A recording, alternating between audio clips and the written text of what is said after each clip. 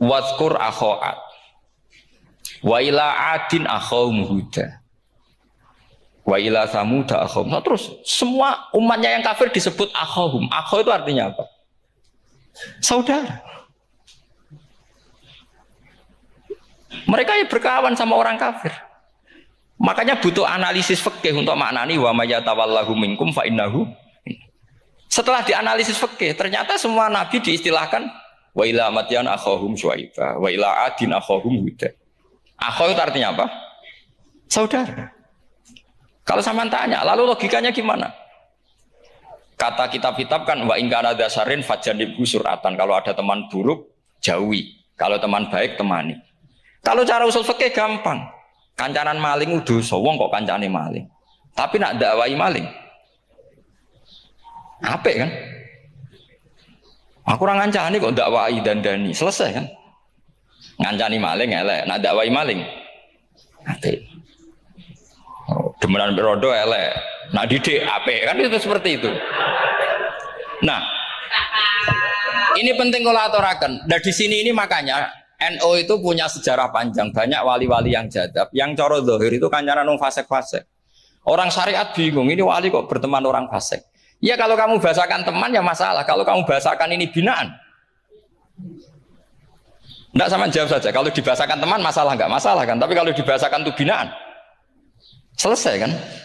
Sama, Nabi berkawan orang kafir itu tidak karena berkawan, itu binaan Nabi. Memang Nabi itu jadi Nabi, objeknya adalah mengislamkan orang kafir. Ya berlama-lama Nabi dialek dengan mereka, muasyarah sama mereka. Bahkan Nabi diharuskan bersikap baik sama mereka. Itu yang disebut fabima rahmatim minallahi lintalahum walakum tafadzur ghalidhal qalbi lan faddu min haul.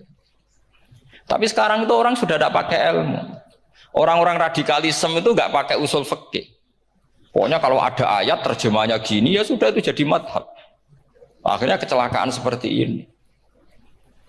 Pokoknya kalau ada ayat faqtulul musyrikina haitsu wajadtumuhum wa khuduhum wahsuruhum waq'udu lahum kullah marsad. Sudah hafalnya ayat itu saja. Dia tidak mau ngapalkan misalnya qatilul ladzina yuqatilunakum. Ada ayat lagi wa akhrijuhum yamin haitsu akhrajukum. Sehingga ulama kita membagi kafir itu ada harbi, kita musuhi, ada zimmi, ada muahad, ada musta'man. Nah, itu ulama karena tahu tidak semua orang kafir itu harbi, tidak semuanya zimmi, tidak semuanya muahad, tidak semuanya musta'man. Kalau harbi oke, kita perang, kalau zimmi ya kita bina. Kalau muahad ya sesuai perjanjian kita, kompensasinya apa, MOU-nya kayak apa. Tapi apalnya mereka ayat satu tema. Nah celakanya kita yang ngaji di pondok-pondok yang katanya spesialis ingin alim tafsir, apanya ya satu ayat juga. Wah itu kan satu ayat versus satu ayat. Itu ngeri. Makanya kalau sama tanya saya, ini katanya di acara ini sama tanya, gimana caranya jadi ahli tafsir? Saya jawab gampang. Caranya itu hafal Quran, hafal hadis, terus hafal ulumul Quran. Ya misalnya Nadoman ya Faidul Khobir lah. Kalau kitab Nasar ya minimal itu setengah lanya itqon lah. Kalau nggak lanya-lanya amat ya agak lanya. Karena kitab tafsir itu gampang, teorinya itu mudah sekali. Misalnya al-ibratu bi umumil lafzi la bi khususis sabab. Itu sama dengan kayak kaidah fikih. Karena kalau kaidah fikih itu saya itu pernah dibisui kiai itu. Ini kisah nyata itu. Dibisui kiai itu pas basul masail. Dulu saya itu masih sering mau basul masail. Tadi pun pensiun pun buatan niku. Dulu saya dengan Gus Zofur putrane Mbah Mun itu sering makili Pondok Anwar basul masail fikih. Tapi tidak tahu ceritanya Gus Zofur jadi dokter tafsir, saya juga kok ya tahu-tahu menekuni tafsir. Lama-lama orang itu lupa status saya yang fakih ya. Makanya saya itu ya kadang eman gitu karena ini status penting juga. Tapi status fikih itu kadang memang menyesatkan. Karena begini, itu dulu pernah ada basul masail itu begini. Ini kisah nyata ini. Ada desainer baju putri untuk putri, anak putri. Kemudian desainer itu menciptakan satu celana pendek atau celana seperempat. Dengan desain ini pasti kalau dipakai itu auratnya itu kelihatan. Bagaimana hukumnya desainer ini? Apa termasuk mimman sarro'a as-sayyata? Karena terjadi kasfil aurat. Apa enggak? Rata-rata kalau dia yang khusus-khusus, yang sepus-sepus, desainer itu dosa. Gara-gara tren pakaian ini wong wedok buka aurat. Tapi kiai-kiai alim yang muda-muda entah saking belingnya, entah saking pinternya tidak tahu. Bilang begini, Pak Yai, yang didesain apa? Ya celana itu. Lalu celana itu fungsinya nutupi apa buka aurat? Ya nutupi. Lu kan lumayan urun nutupi. Kalau haramnya dicopot, lu kan malah parah itu. Bingung kayaknya. Sampai bilang gini, wah semuanya. Itu kan makanya ini guyon ilmiah. Repotnya ngadepi orang alim muda, itu kan mbok gedingi ku ilmiah, mbok senengi fase.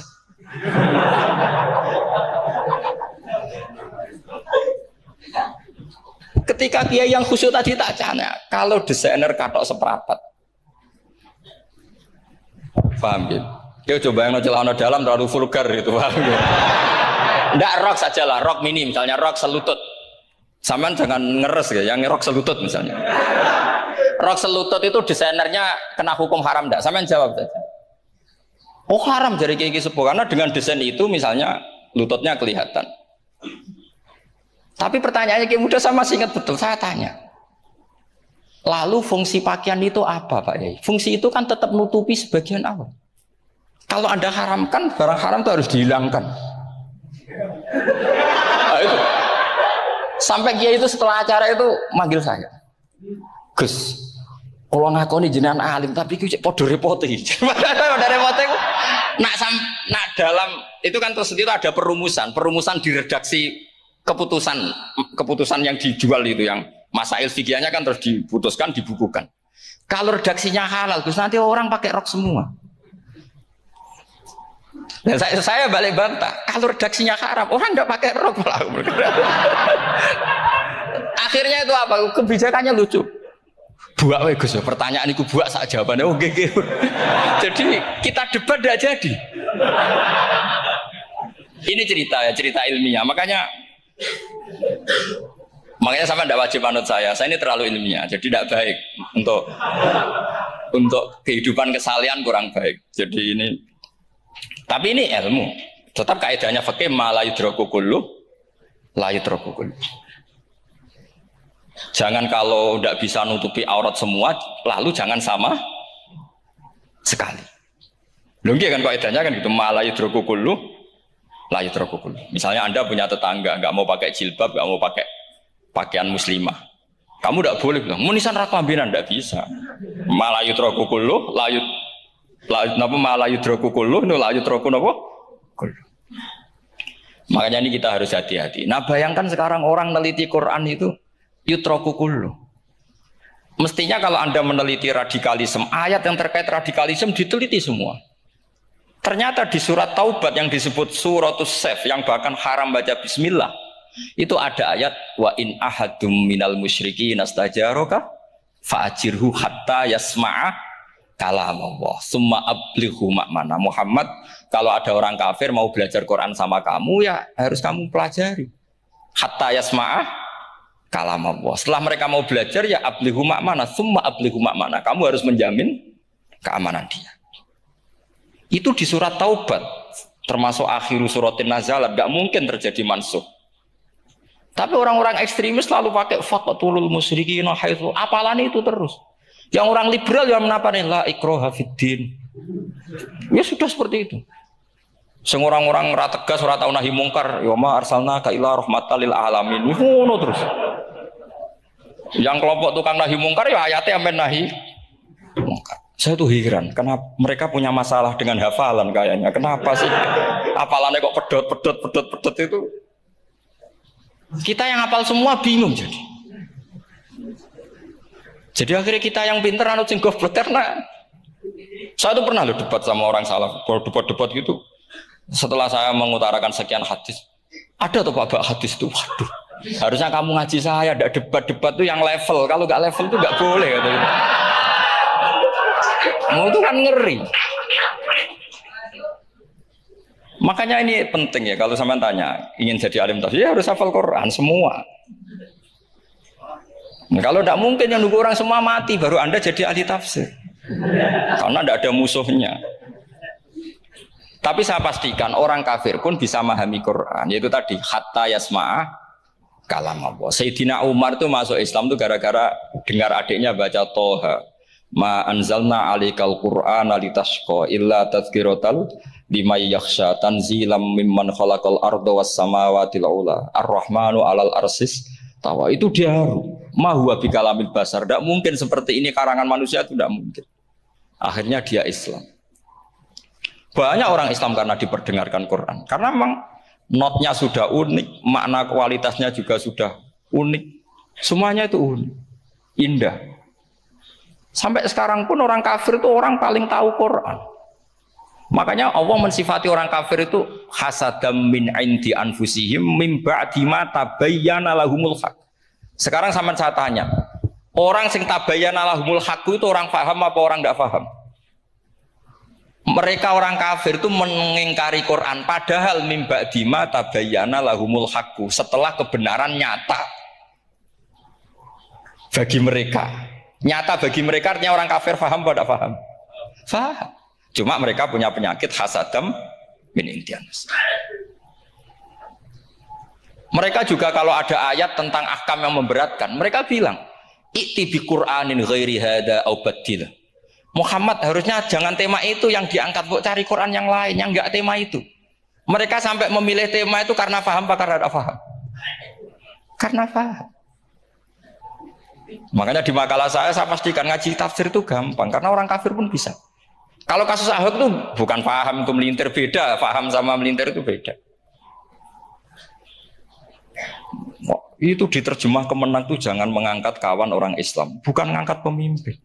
Ya kayaknya kalau ngangkat teman saja tidak boleh, apalagi ngangkat pemimpin. Fatal mana berteman sama orang salah sama ngangkat. Saman kancanan maling itu apik nak menawa nang andani. Terus ngangkat, "Hei maling ke pimpinanku." Parah mana?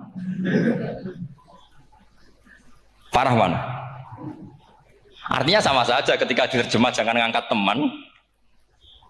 Sebetulnya ngangkat pemimpin lebih fatal. Itu kan mafhum awlawiyah, itu kan normal saja. Itu di Quran biasa, misalnya innalladzina yaquluna amwalal yatama dzulman.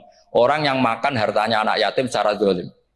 Kamu bilang, "Gus saya tidak makan kok, sepeda motornya tak gasap, tak jual." Yang diharamkan kan makan. Wah, ya sarap kalau gitu. Maknanya begini, memakan harta anak yatim artinya ifsad. Ifsad itu merusak. Nak ngono ikhraq, membakar atau mencuri sama dengan makan. Bal asad, malah kan lebih apa? Lebih apa? Dasar. Jadi yakuluna di situ tuh ba'dul amsilah, sebagian contoh min wujuhil ifsad atau min wujuhil ihlak. Jangan kok karena ayatnya makan, oh yang haram tuh makan, kalau nyuri gak apa-apa. Wah ya fata. Itu kan sama dengan santri geblek ketika ada kiai necong, kowe mbek bojomu jogeman naboi. Suatu saat istrinya lapor lagi, "Pak Yai sekarang ndak naboi tapi nyadui." Karena naboi itu pakai tangan. Mereka pertama dilaporkan kiainya, "Pak Yai, suami saya itu sering memukulin saya pakai tangan gini. Jong jogeman naboi bojomu." Nggih Pak Yai siap. Suatu saat istrinya lapor, "Pak, tetap benjut, kenapa? Kalau nak ini disadui." Mereka pikirannya, sing haram nabok, nak nyaduk halal. Wah itu kan ngajak goblok bareng. Nah masalahnya di usul fikih kasusnya seperti itu. Makanya saya ini kadang ya maliki sekali. Kadang saya itu maliki sekali. Kadang ya. Misalnya begini, saya beri contoh. Ini yang kisah nyata ya. Ada seorang Arabi datang ke Rasulullah. Ya, tadi kan teman-teman minta juga ilmu hadis ya. Ini satu paket saja. Yaitu tadi nanti kalau sampean kasih lalim itu sudah ada urusan saya. Tadi nunggu orang mati banyak tadi. Kalau nunggu nggak usah nunggu orang mati, sarannya tadi apal tadi. Ya Rasulullah ahlak tuh. Saya ini orang yang rusak. Wama ahlakaka. Lalu yang bikin rusak kamu apa? Qol waqatu imroati fina hari Ramadan. Saya menjima istri saya ketika masih siang. Fina hari Ramadan, siang Ramadan. Walhasil Nabi tidak menyuruh hanya kodok, tapi menyuruh kafaroh. Kafarohnya itu merdekakan budak atau memberi makan 60 orang miskin atau puasa berapa? Puasa 60 hari. Atau urut merdekakan budak atau puasa 60 hari atau memberi makan sitina miskin. Oke, kita sepakat. Sepakat ya, hadis itu sahih dan diulang-ulang oleh ashabus sunan. Oke, riwayatnya enggak masalah. Sekarang kita analisis maknanya. Sekarang sampean saya tanya. Kalau Anda misalnya sekarang jam berapa ini? Misalnya sekarang jam 9 kurang seperempat Ramadan, terus Anda rokok atau Anda ngopi, kepengen ngopi terus ngopi tanpa udzrin syar'iin. Anda hanya wajib qadha apa bayar kafarah? Enggak sampean jawab. Rata-rata kiai kita, oh mau wajib qadha Gus karena gak jima. Sing seru kafarah itu nak jima. Kan ngombe kopi be jima beda. Pertanyaannya tuh lucu, ini naif secara fikih masalah. Masalahnya begini. Jima bojo itu tidak zina. Jima bojo itu zina apa enggak? Enggak. Berarti dengan makan bedanya apa? Sama kan? Sama-sama amrun mubah. Sesuatu yang boleh. Kenapa hukumannya berat? Makanya kata Imam Malik, enggak itu nilainya. Nilainya adalah hadku hurmati Ramadan bi ghairi udzrin syar'iyyin. Makanya kata Imam Malik, siapapun yang makan fina hari Ramadan, iftar apapun fina hari Ramadan bi ghairi udzrin syar'iyyin, maka hukumnya sama dengan jima fina hari Ramadan. Karena sama-sama ihlak ifsad hurmata Ramadan bi ghairi udzrin syar'iyyin. Loh enggak, ini ilmiah. Kamu udah harus cocok, tapi otak kamu harus percaya. Loh iya kan beda kan? Saya secara nafsu tidak cocok, cek berarti. Tapi ilmiah saya setuju. Kalau Kiai Kandani itu kan pasti pakai badul amsilah, kan nggak mungkin semua contoh disebut. Jong penak melaku jogo mandul wong wedok iku mari setan. Mboten delok Mbah, nyekel lho malah parah to. Ndak bisa. Makanya ini masalahnya lafaz. Ini kembali ke Imam Syafi'i bilisanin arabiyyim mubin. Ketika seorang kiai bilang cung jogeman delok cawe itu adalah mengungkapkan al-muharramat. Bukan mentaksis yang haram itu hanya melihat. Saya ulang lagi ya, ketika seorang kiai bilang cung jogeman delok wedok sing haram, itu semangatnya adalah melawan keharaman, bukan mentaksis yang haram hanya delok. Itu di Quran normal semua, di semua lugat ya biasa. Itu kan sama seperti misalnya seorang mbah ngasih uang cucunya, cung tak kayak duit 100.000, cung gue tuku es. Terus kue mendingin, nak ragu tuku es haram iki kan ngongkone tuku es. Lah kepen putumu mati kan nyeben 100.000 gue tuku es. Ya mulai dulu istilahnya nambahnya ke ibu tuh cung 100.000 gue tuku es. Cara wong kuno. Maksudnya itu pokoknya umumnya cah cilik senane es cuma nyebut. Ya sudah seperti itu. Sama seperti Quran menghentikan begini. Ini memang salate yang fikih dulu yang pokok-pokok. Di antara yang enggak boleh dikawin adalah wa antasma'u bainal ukhtaini illa ma qad salaf. Kamu enggak boleh menikahi Sri dan Zainab kakak beradik. Sudah sepakat nggih? Fi nikahin wahid enggak boleh al jam'u bainal ukhtain. Jadi mbaknya kamu kawin, adiknya kamu kawin fi nikahin wahid. Tapi nak ngeduni boleh, berarti kan dengan waktu yang berbeda. Quran hanya menyebut itu. Kemudian Rasulullah zaman Sugeng itu hanya nambahi wala binal mar'ati wa ammatiha wala binal mar'ati wa kholatiha, juga agak boleh menikahi ponaan plus buliknya, baik bulik dari bapak yaitu ammah maupun bulik dari ibu disebut apa? Kholah. Kemudian ulama fikih merasa ada yang kurang, ditambahi lagi. Dua perempuan yang andekan yang satu itu lelaki kok haram nikah, berarti haram jam'u fi nikahin wahid. Misalnya cucu rabibahnya boleh enggak? Enggak boleh kan?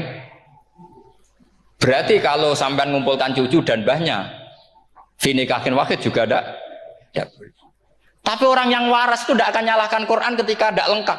Wa antasma'u bainal ukhtain ila ma qad sal, ini tidak lengkap. Yang haram kan tidak hanya jam'u bainal ukhtain, termasuk mengumpulkan cucu dan mbahnya. Karena Quran enggak mau dengan logika tidak waras itu tidak mau. Taruh saja orang itu rata-rata mbahnya kan umur 70 tahun. Cucunya umur 17 tahun. Kebayang nggak kamu nikahi? Sehingga adik kan boleh bareng, mesti kamu milih bareng. Makanya Quran hanya bakas wa antasma'u final ukhtain, karena yang mungkin masih menggugah selera itu dua. Tapi kalau cucu sama mbahnya itu, kalau ada yang masih selera kan, ya sarap tuh. Tapi fikih sebagai kaidah tetap menerangkan termasuk yang haram jam'u adalah bainal mar'ati wajad dati. Paham sih maksudnya? Artinya ketika menyebut itu tidak jaminan merangkum semua hukum. Tapi ba'dul amsilah. Fa'innal akila yaktafiya bi isyaratil ba'di. Karena orang kalau punya akal diisyaroi sebagian sudah paham. Ini penting kalau aturakan. Jadi ini penting. Nah bayangkan sekarang banyak gerakan-gerakan ahli Quran katanya tapi nggak memahami ilmu usul fikih. Qur'ane ra ono ya wis.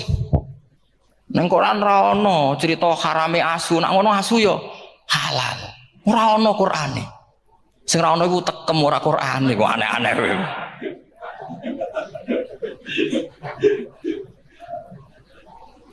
Itu kan sama terus sampean misalnya tadi jam 09.00 Ramadan tambah uzurin syariyin terus mangan mie rokokan.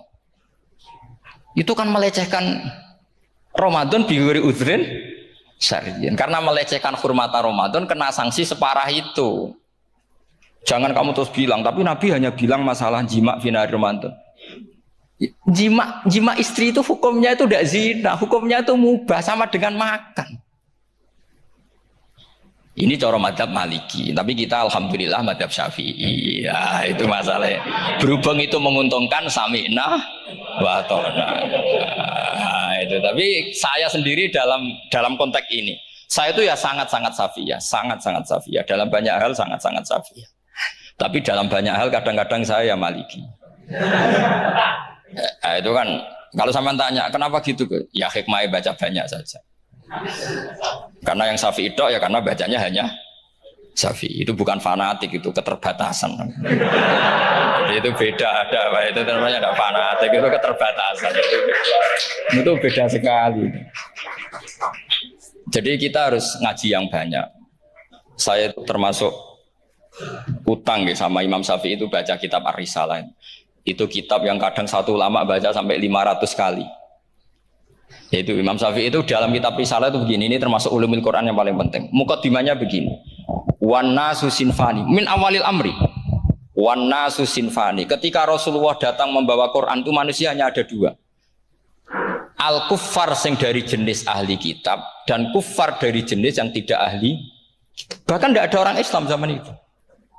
Pertama Nabi jadi Nabi itu adakah pendengar yang Muslim? Kan tidak ada. Semuanya ahli kitab. Makanya susah kalau Quran kamu analisis korbannya orang Islam tuh kata Ibnu Umar tuh lucu. Dulu tuh mukhotobnya tuh orang kafir, jelas kuliah ayuhal kafir. Ya ayuhan nasu ubudu rabbakum alladzi khalaqakum. Jelas orang kafir. Karena orang Islam nggak mungkin dikhatabi ubudu rabbakum. Makanya Imam Suyuti kalau nafsiri itu ngeper ubudu rabbakum wahiduhu. Tapi kalau mukhatabnya orang Islam, dawimu alal ibadah atau dawimu alat tauhid. Karena dia tahu kalau mukhatabnya orang kafir, ubudu ya masih wahidu. Kalau sudah Islam kok dikhitabi ubudu, mudawamah alal ibadah. Itu saking alimnya Imam Suyuti. Ini saya teruskan. Kalau mukhatabnya itu orang kafir ahli kitab, itu kemungkinannya ya dua. Cara mereaksi Quran. Yaitu disebut lam yakunil ladina kafaru min ahlil kitabi wal musyrikina munfakina hatta ta'tiyahumul. Jadi lam yakunil ladina kafaru, jelas kafaru itu umum. Kemudian ditafsir kafaru itu ada yang min ahlil kitabi. Berarti kafaru yang jenis Yahudi Nasrani. Ada kafaru yang min ahlil kitabi wal musyrikin. Kafaru yang jenis musyrikin, yaitu kafir Mekah. Karena cara kaidah nahwu al-atfu yaqtadi taghayyur. Kalau ada ataf pasti konteksnya beda. Ja'a Zaidun wa Amrun, berarti Zaid ada Amar, Amar ya ada Bakar. Karena Ja'a Zaidun wa Amrun wa Bakrun, pasti orang ini berbeda. Tidak boleh orang yang sama kamu pakai ataf. Ini sudah clear ya ini ya. Kemudian cara pandang mereka ya beda. Ketika Rasulullah mengajak tauhid, itu ahli kitab tidak masalah. Memang harusnya Tuhan itu satu. Tidak masalah bagi ahli kitab. Problem bagi ahli kitab adalah Muhammad itu nabi. Itu kita nggak suka. Kalau Tuhan satu oke, tapi kalau Muhammad nabi tidak oke. Kita bisa jadi nabi. Kata mereka, karena mereka merasa nasabnya sampai Ibrahim. Sementara zaman itu mereka sanksi Muhammad itu nasabnya konti, gak jelas. Ini penting kalau aturakan. Sehingga dalam konteks ini Allah menjawab ahli kitab dulu. Ini ku disebut Muhammad itu nasabnya jelas. Ini ku fihi ayatum bayinatum maqamu Ibrahim. Ini saya dengarin. Ibrahim itu jelas pernah ke Mekah. Bukti Ibrahim pernah ke Mekah adalah jejak kaki Ibrahim di makam apa? Makam mereka artinya buatan kuburan, buatan jejak kaki Ibrahim ketika bangun Ka'bah. Fihi ayatum bayyinatum maqamu Ibrahim. Pun. Kalau Ibrahim pernah di Mekah artinya beliau pernah nikah di Mekah. Paling tidak punya dzurriyyah di Mekah. Ini gua Ismail dibawa ke Mekah. Jelas ayatnya wa id yarfa'u Ibrahimul qawaida minal baiti wa Ismail, ini dengarin ya. Sebab itu saking alimnya berjanji itu beliau tahu betul masalah utama Rasulullah Muhammad adalah disangsikan nasabnya. Sebab itu kitab berjanji pertama cerita setelah dia alhamdulillah macam-macam awaluma anabtadi saat terus dia bilang wa ba'du fa'akul huwa Muhammad bin Abdillah bin Abdil Muttalib. Saat terus ya wa ba'du wa Muhammad bin Abdullah bin Abdul Muttalib wasmu Syaibatul Hamdi Humidat Khisaluhus saniyah. Saat terus Ibnu Qusayn, saat terus Sumiyya bi Qusay litaqasi fi biladi Qudu'atal Qasiyah. Karena dia tahu yang masalah bagi Rasulullah itu adalah masalah nasab bagi mereka yang kafir.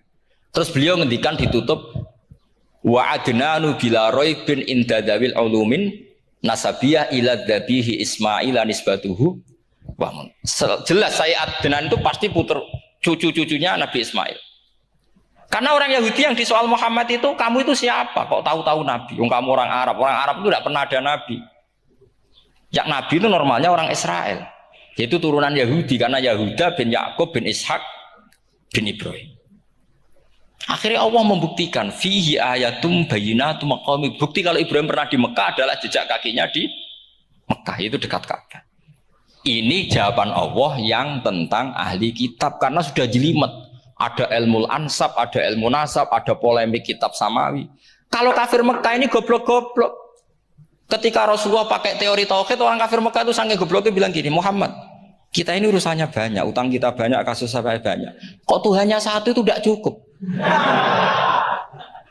Yaitu mereka mengatakan aja'alal alihata ilahau wahida inna hadzal syai'un ujab. Bagaimana Tuhan hanya satu?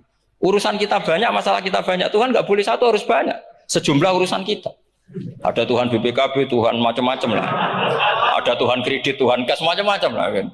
Sesuai sebanyak urusan kita. Mereka tanya aja alal alihata ilahau wahida. Masa Tuhan satu? Inna hadzal syai'un ujab. Ini aneh. Tapi Rasulullah dengan sabarnya. Kalau yang seperti ini Allah menjelaskannya beda dengan yang pertama. Karena tadi orang kafir itu bisa min ahlil kitab, bisa wal bikin lam yakunil ladzina kafaru min ahlil kitabi, ada yang wal musyrikin. Semuanya ini tidak pernah munfakina hatta ta'tiyahumul bayyinah. Mereka tidak pernah tercerabut dari pikiran mereka, dari mainstream mereka sampai ada bayyinah. Bayyinah itu kejelasan kebenaran atau benar yang begitu jelas. Itu siapa? Rasulun minallah yatslu suhufam mutahhar. Akhirnya Nabi sabar. Saking sabarnya Nabi itu ngomong gini, ya di khalayak umum, mukhatamnya ya kafir semua. Hei saudara-saudara kami suku Quraisy, kita ini sebangsa. Nabi tanya, Muhammad, ajaran kami itu benar karena kami itu orang yang kita percaya. Tapi kali ini Anda aneh karena ngajak satu Tuhan. Itu tidak mungkin. Urusan kita banyak, satu Tuhan enggak mungkin. Tuhan harus banyak. Kita punya 3 aja kurang banyak kan, banyak punya Lata, Uzza, Hubal. Rasulullah dengan sabarnya ngendikan gini, hei kaumku, kalau kamu jadi pembantu, jadi buruh, senang mana punya majikan banyak sama majikan satu. Kalau majikannya banyak, itu perintahnya beda-beda. Seleranya, beda. Semua harus kamu lakoni, semua harus kamu taklui, karena kamu harus nurut. Wah ya repot mat kalau di majikan banyak, oh ngerepoti mesti. Rasulullah tinggal nimpali, Tuhan kamu itu majikan kamu. Kalau Tuhannya banyak, perintahnya ya banyak. Seleranya beda-beda. Kamu bingung mbak? Wah ya bingung, ya sudahlah mat satu aja. Akhirnya mereka masuk Islam. Nah itu disebut Nabi itu fatona, punya kecerdasan artikulatif. Kalau menjelaskan itu masuk akal. Nah itu disebut dorobawahu matalar rojulan fihi syuraka'u mutasyakisuna wa rojulan salamal lirojul hal yastiawiyani masalah alhamdulillah. Nah ini penting. Allah membuat satu perumpamaan bagaimana ada satu pembantu yang punya majikan banyak, yang berbeda-beda seleranya, berbeda-beda perintahnya. Dengan kalau hanya satu majikan. Apakah sama? Mereka jawab, tidak sama, enak punya satu majikan. Begitulah Tuhan kamu harusnya satu. Jadi artinya gini, kalau kamu ngaji ulumul Quran, kamu harus tahu ini khitab ke kafir. Kafir yang mana? Ahli kitab atau kafir yang musyrik? Nah sekarang tidak tahu lagi, pokoknya kafir. Makanya kalau orang berdebat mereka itu tidak goblok menewak.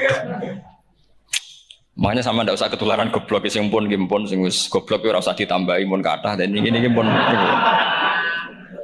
Ya karena kita ngaji jelas Qurannya kan lam yakunil ladzina kafaru itu masih ada min lil bayaniyah atau min lil bayanil jinsi. Kafaru itu sopo siji min ahlil kitab, dua kafaru sing wal musyrikin. Dua-duanya tidak pernah munfakina hatta ta'tiyahumul bayinah. Mereka tidak akan tercerabut dari pikirannya sehingga ada bayinah. Bayinah itu siapa? Rasulun minallah yatslu sufam. Nah, ketika Nabi menjelaskan asal usul nasabnya bahwa Sayyid Adnan itu ila Ismail jelas putra Nabi Ibrahim. Mereka terus baru iman karena ada fihi ayatum bayyinatum maqamun apa? Ibrahim.